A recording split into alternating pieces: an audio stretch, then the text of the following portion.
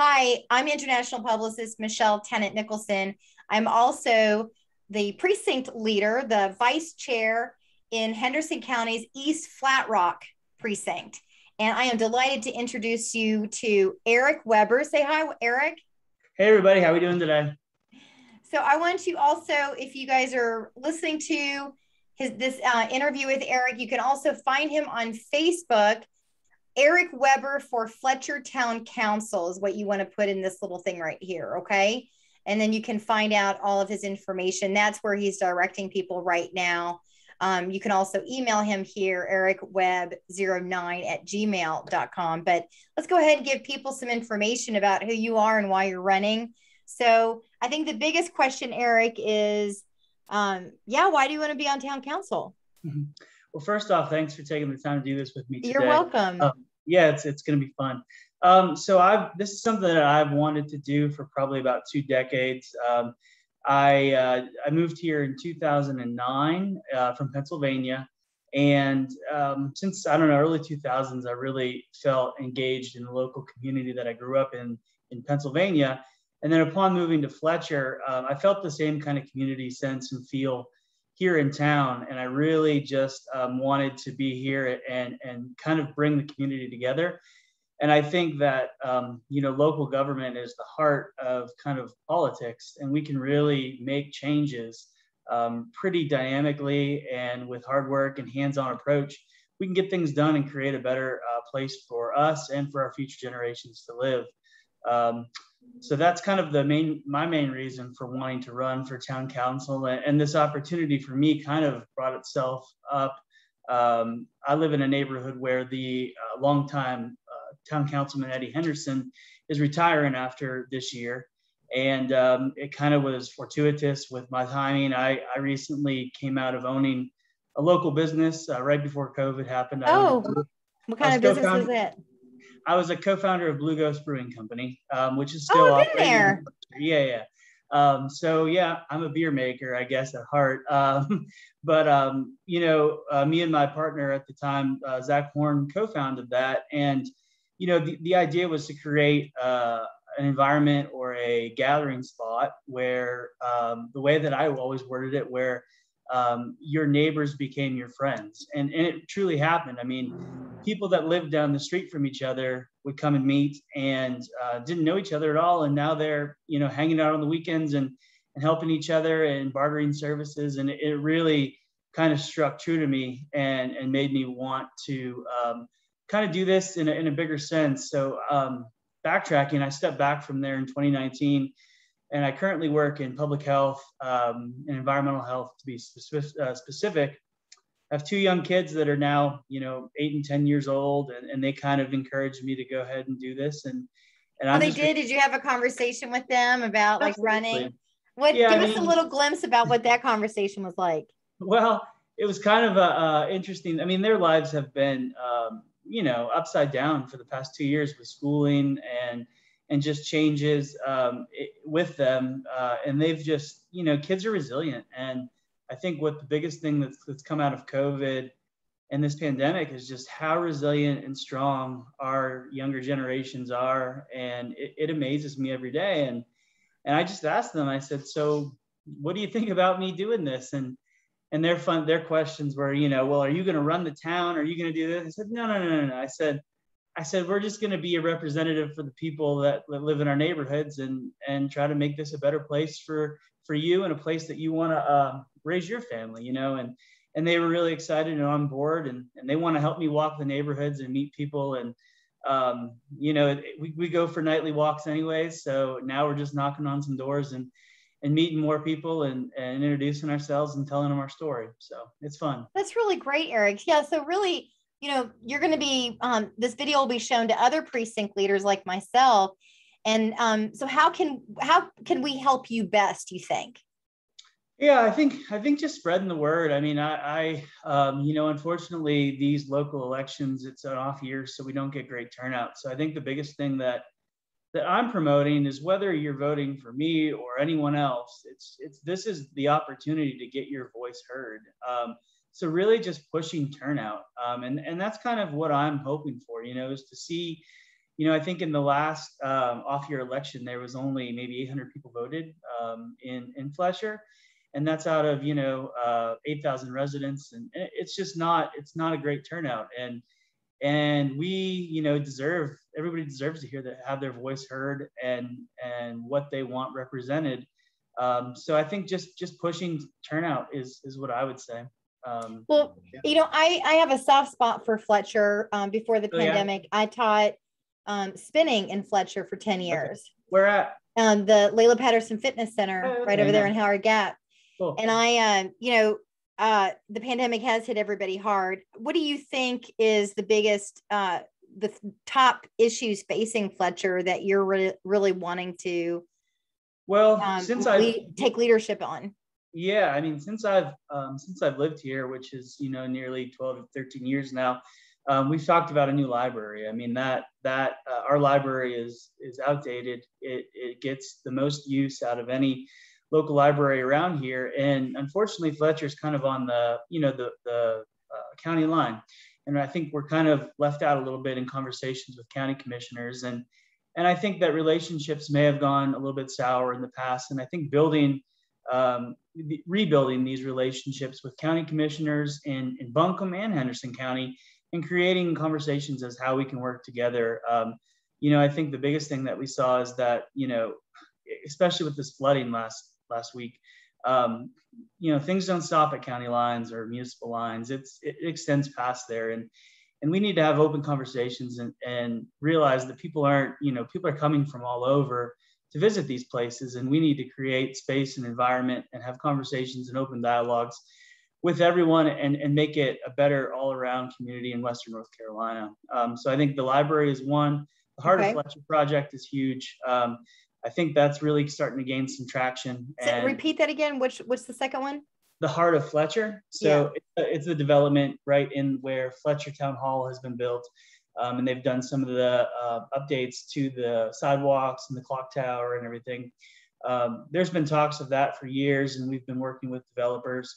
And I think there's definitely something going on, but I think it's really important that we bring in the right types of businesses in that. I don't want to see chain restaurants like Airport Road. I want local businesses with local business owners, and I want things that are going to keep people. We have the best parks, I think, in Western North Carolina, hands down, in Fletcher. Billmore Park is amazing, and we saw how much it got used during COVID times.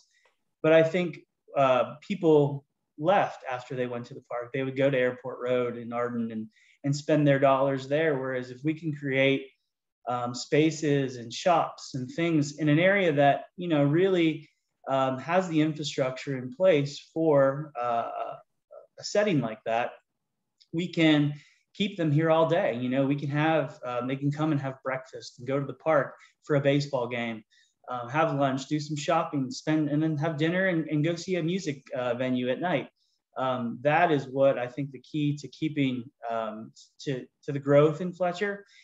And while doing that, I believe we need to preserve and expand our greenways and parks, because that's going to be the biggest hurdle, I think, for the future is creating bike paths and walking areas and truly connecting our communities within the town.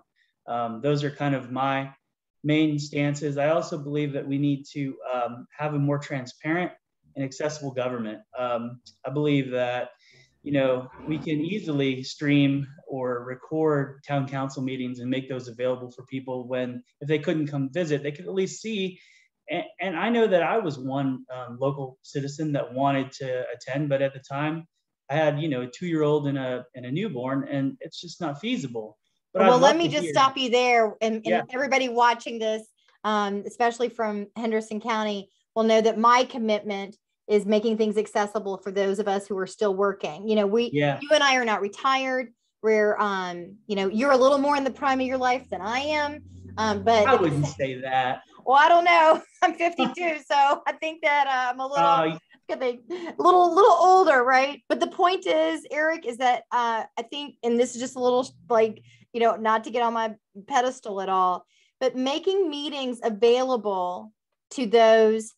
So you got to have them after hours, like in the evenings, not on the weekends, because that's the only off time that people have for their children, Yeah. or their Yeah. loved ones. But also, like, digital, now that we've all gone through the pandemic, the digital means like this is a little more palatable for people. So you definitely have my support on that note right there. Let's talk a little bit about business, because I think that Fletcher is in one of those crucial points in as we look at growth in the area. I know that my friends from Marshall they're like, we're in between Henderson County and Asheville. Can we meet? And guess what? It's always Fletcher, right? Absolutely. Yeah.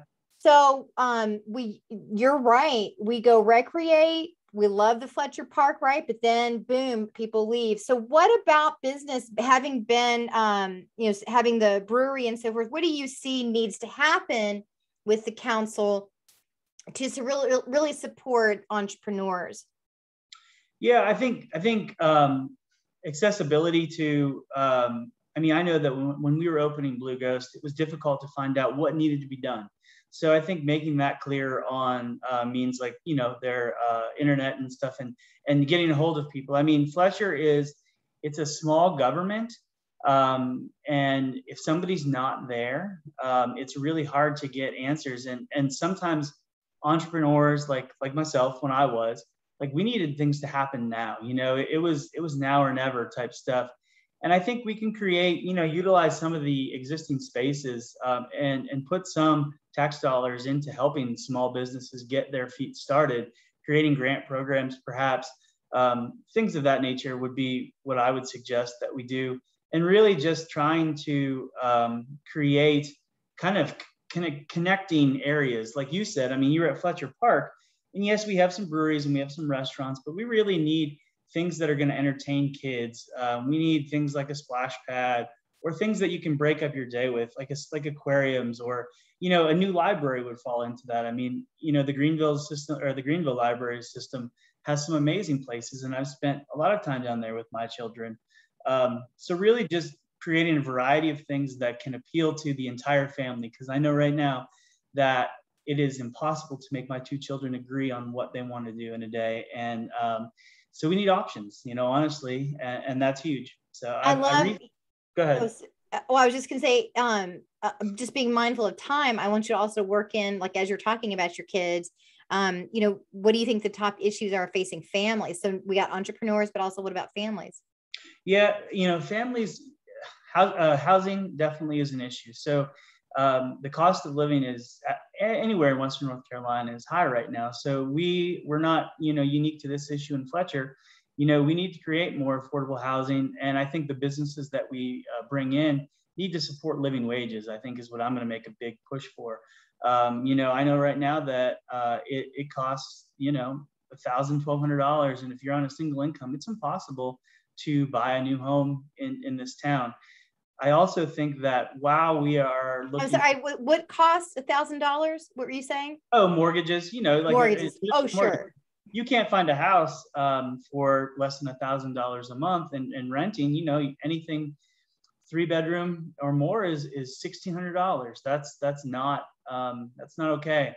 And then how do you have a job in a primarily tourist area to compensate that?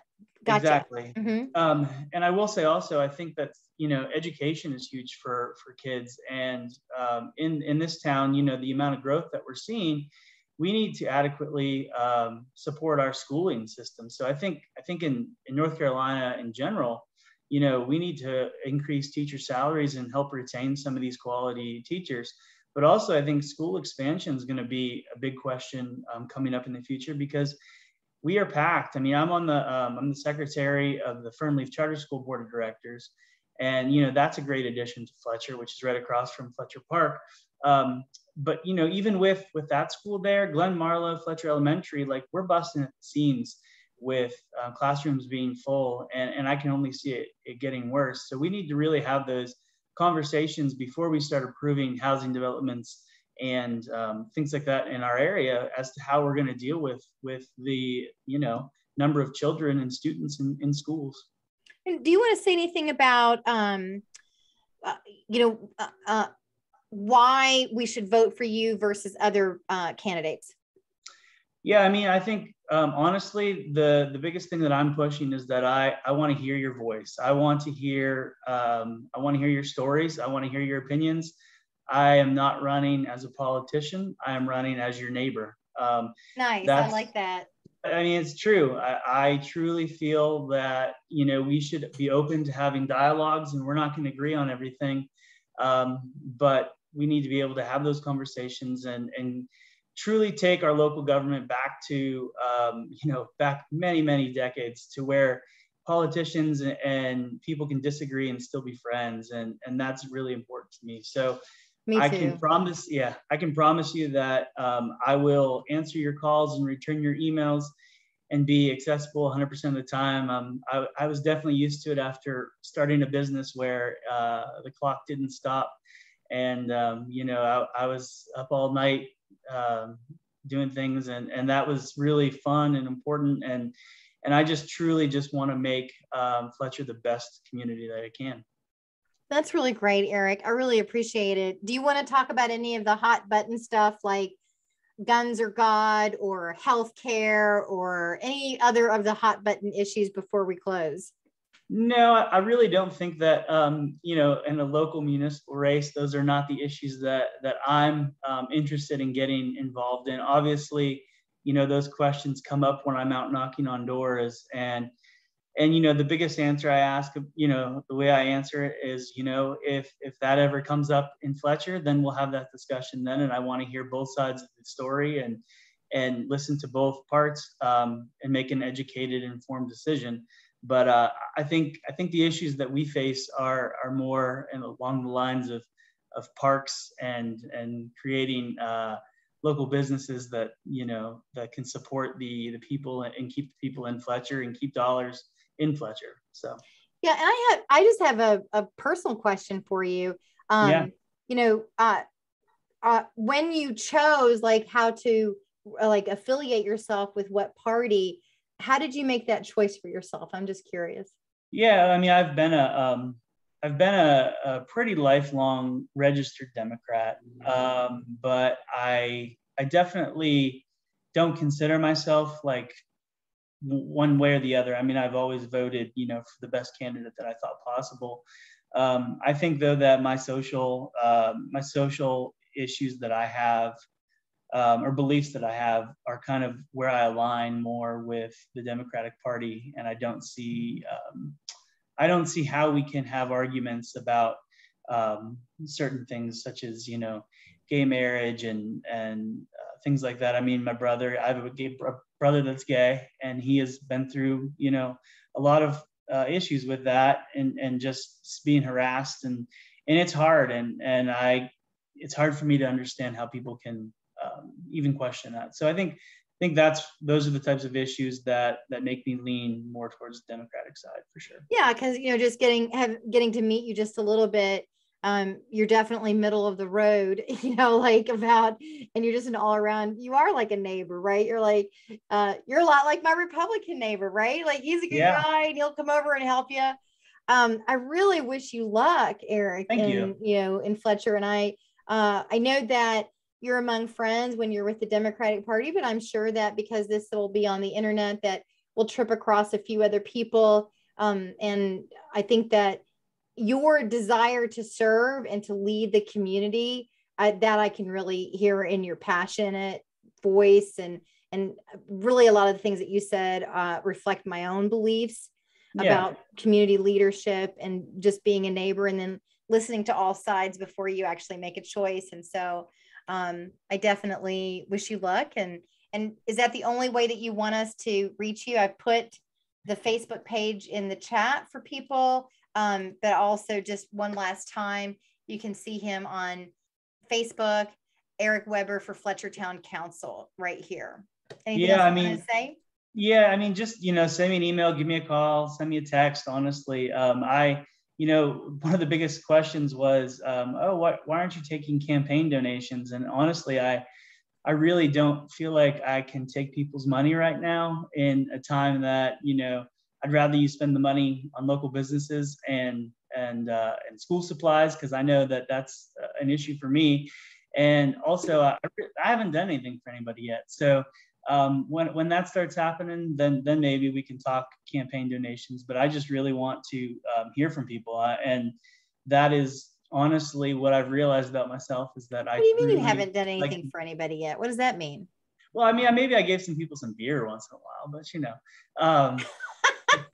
but I mean, I truly want to prove that that I'm not just words, that I'm action, and that I'm going to represent the people and listen to both sides, and whether you agree with me or not, I'm going to take your concerns to the rest of the council and to our local government. So yeah.